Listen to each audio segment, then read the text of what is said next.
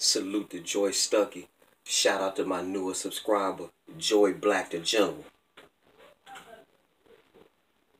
When me come down, tell her not the compression. Jack only the boy for the bed. When it come down, tell her not the compression. Jack only the boy for the bed. I be licked out the shot.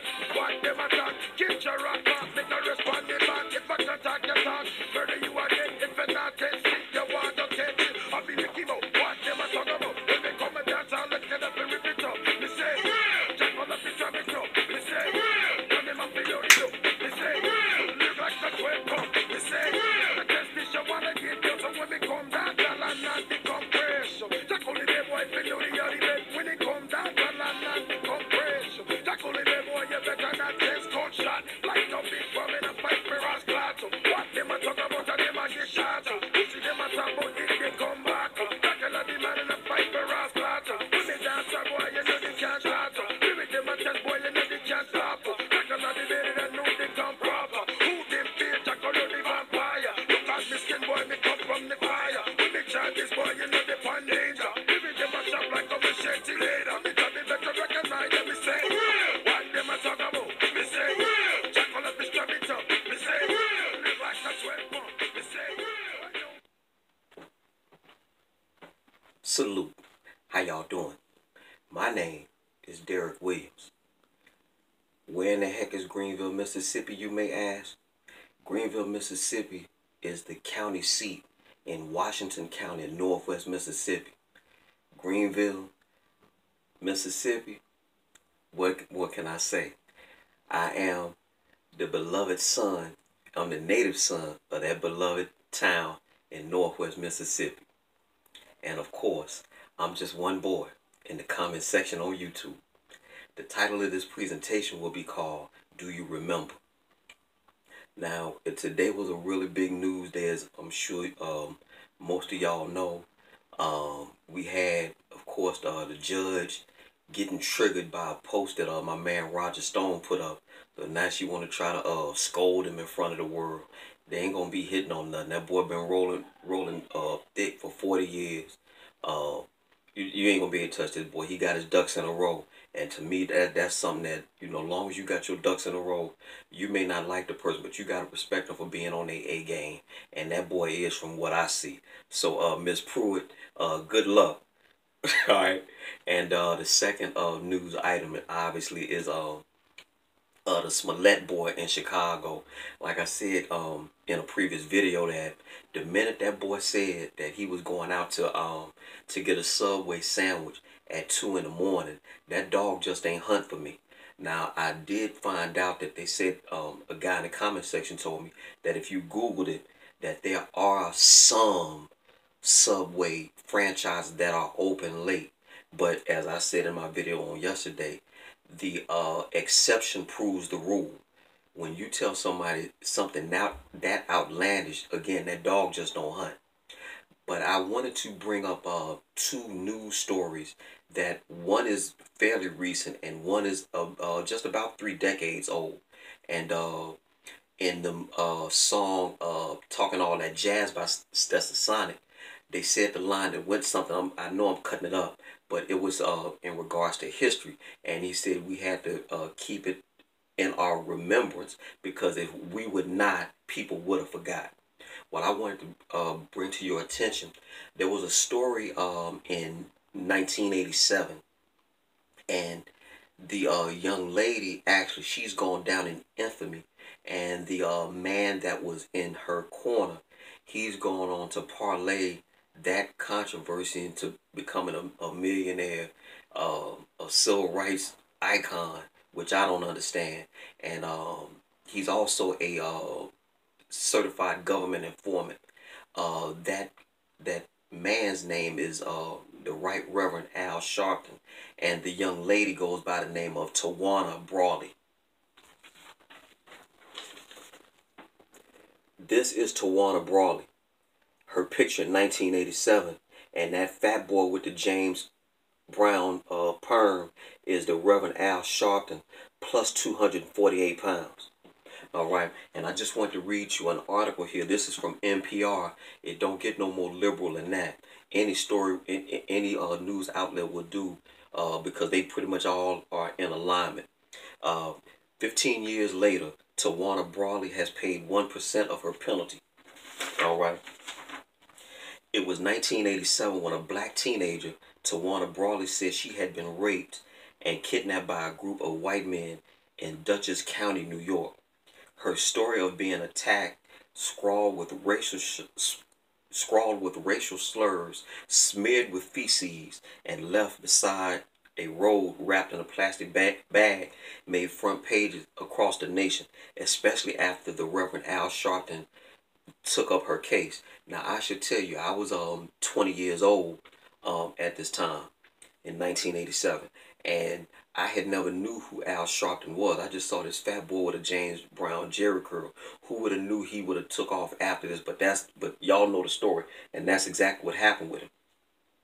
But as the Associated Press reminds readers, a special state grand jury later determined that Brawley fabricated her claims, perhaps to avoid punishment for staying out late. All right, and I'm just going to go off the top as I remember the case. Her case was so big that even in Public Enemy's video, Fight the Power, that was directed by Spike Lee, everyone believed this young lady. If you remember, at almost the tail end of that video, you saw a young Tawana Brawley just smiling and laughing in a pure white dress. And to this day, and I'm going to actually look into that after I do this video, to this day, I would like to hear the statements of Chuck D and Flavor Flav. Without question, Chuck D is a definite an activist of black people. But once you found out this story was made up, I would like to know his official take on this story. And again, this was 1987, so we're looking at 32 years ago. You know that this happened. But now she's, if I remember the story correctly, she moved on under an assumed name in Northern Virginia. And I believe, if I'm not mistaken, if memory serves, I think she's either an LPN or a registered nurse, but she had been underground for years. And I had heard something with the taxes or the money that she owed. She made a little blip in the news feed a few years back. But I think she's going on to have a son and a daughter. It might just be a son, because again, I'm just going off the top of my head. But I pride myself on my memory, so I'm pretty sure I'm in the ballpark with everything I'm saying. But Jesse Smollett then made Tawana Brawley say, "Damn, I'm glad they talking about him instead of me." But yeah, I just want y'all to not forget Tawana Brawley, because that's something too that could have potentially started a so-called race war. Something that I know that black folks, they just ain't got what it takes in that regard with trying to take on the U.S. government for any grievance. We just ain't got it like that. Real quick too, with regards to trying to fight the government. Did you know that our government has what's called an LRAD gun? LRAD stands for long range acoustic device, and it's basically a big dome shaped structure, and this thing has the power to cause instant nausea, can blow out your eardrums. They actually brought it out to, for play during the G20 summit that was in Pittsburgh, Pennsylvania a few years back. It was either the G7, no, it was the G7 summit, I'm sorry. And they actually knocked people down with that thing. And also there's a video on YouTube entitled "The Army Has a Ray Gun." And the CBS reporter stood in front of this thing, and every time they said go, so, a beam that you could not see fried this boy. It's akin to being as hot as a microwave oven, so that reporter said. All right, and my last story here is in 2006. You might remember a young lady who was I guess a stripper or whatever. She alleged that the entire Duke lacrosse team sexually assaulted and, her words, humiliated her. She goes by the name of Crystal Mangum. This is what she looks like today. It's bad what, sometimes life do us dirty. But anyway, this is Crystal Langham. And what happened was she alleged that the entire Duke lacrosse team a whole bunch of white boys had assaulted her. Well, as we know, that story blew up. Jesse Jackson and other civil rights workers, or civil rights activists, I should say, went so far as to either pay for her remaining college or going to pay all of her college fees. She was a student at North Carolina Central University, which is a historically black college. I believe it's in Greensboro, if I'm not mistaken. But that whole thing blew up, and a lot of those lacrosse players, they were scarred for life behind that.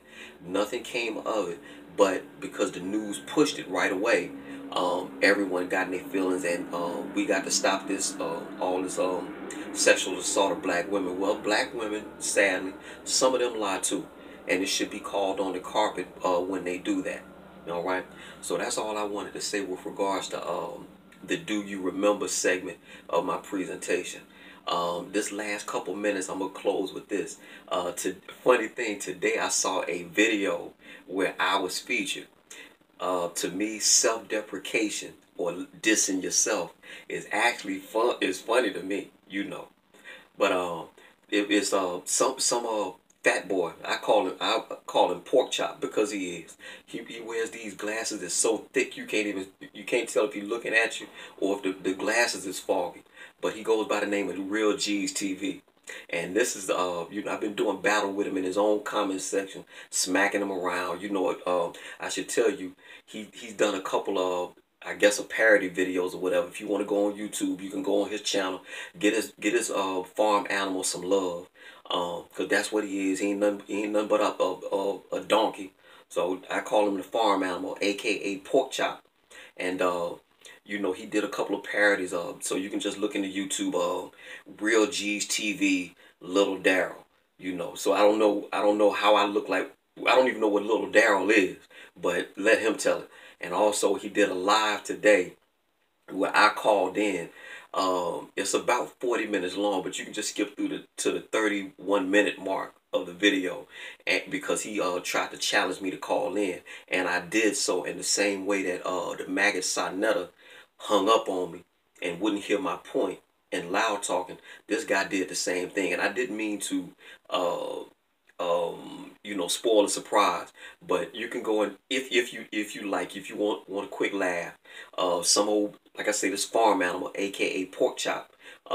He called himself trying to call me out because I'm one of Hassan Campbell's moderators. This fool actually thought that I drove the 1,500 miles from Greenville, Mississippi to the Bronx. He really thought that. Well, when you hear what he says in this live video, you really gonna fall out. It just when some American Negroes tell you they got sources, only thing they got is word of mouth, and that ain't very good. It's just so funny. It's much easier for a person with intelligence to act ignorant than it is for a person that's ignorant to be intelligent. I know Southern accent and all that off to the side. I know I'm pretty smart. This boy here, he can't compete with me. He can't compete with me war words or anything like that.